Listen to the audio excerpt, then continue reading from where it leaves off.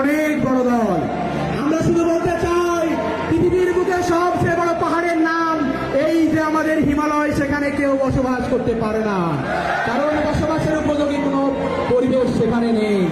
আমরা বলতে চাই, পৃথিবীর সবচেয়ে বড় সেই মহাসাগর, প্রশান্ত মহাসাগর, এই প্রশান্ত মহাসাগরের মানুষ যদি খুব শখ করে এক গ্লাস পানি খাবে, এই লবণাক্ত পানি মানুষ খেতে পারে না, কারণ সেটা সুপেয় পানি নয়।